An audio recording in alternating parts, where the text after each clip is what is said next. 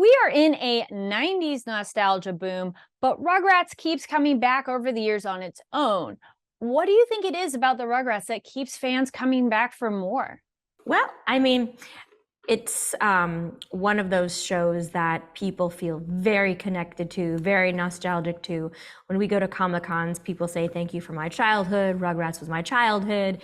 We sat together as a family and watched it, and you have so many beautiful memories. And I also hear a lot of grateful families. You know, they were the first to have a Jewish family and a Black family, and people got to learn about different cultural things. And it was really very special and authentic.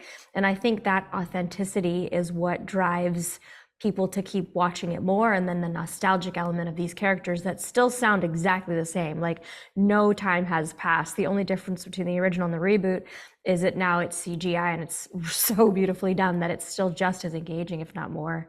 And you both have been with these characters for some time. How do you keep it fresh? I mean, I think just like anybody in life, like, you know, you don't Are go you away. bored of yourself already? No, Is that what you're saying? yeah, you know, I don't go away from myself just because like time Sometimes you do. Oh, maybe I'm a little spaced out and I need a little coffee. But I think, you know, the characters are who they are. So they're not going to suddenly become dull or not fresh. They're going to always be who they are. Just like, you know, you are, or Tara is, like, we are who we are. And so I think the characters are who they are. So it just, all it depends on is what circumstance they're put in, whether they're even more wild or more excited or more energized. Or more poopy. Yeah, you're just all about the poop. And so I just think, yeah, I don't think that anything really changes in characters. Just like in humans, people are who they are. Nice. Has there been ever a scene that surprised you, or, you know, a course of action that the characters are going to take that you're like, what? Or any kind of surprise? Any kind of surprise.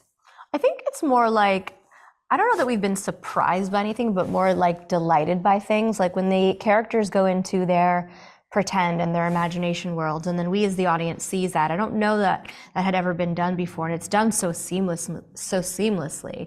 And I think for now it's so important where, you know, they've done enough studies on kids not using their imagination enough because of all the electronic devices. I mean, I'm addicted to them too. So, but having grown up at a time where we didn't have those and having to make believe, it's really nice for this generation to sort of learn that from these little babies, and maybe they'll try to make believe that they're in different situations and use their imagination rather than an iPad. I think it's like very important to sort of tap back into that real playful element that the Rugrats does a masterful job of displaying for people. Was there ever a moment when you're filming, I mean, obviously it's scripted, but, you know, if anything didn't go as planned, a happy accident, but it turned out for the better?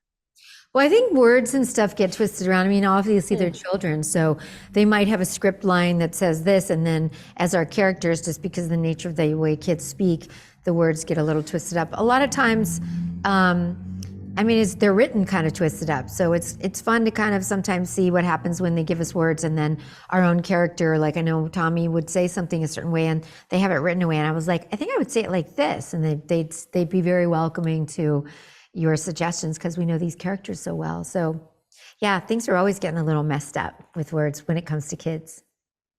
Awesome. Well, thank you so much. You're welcome. Thank you.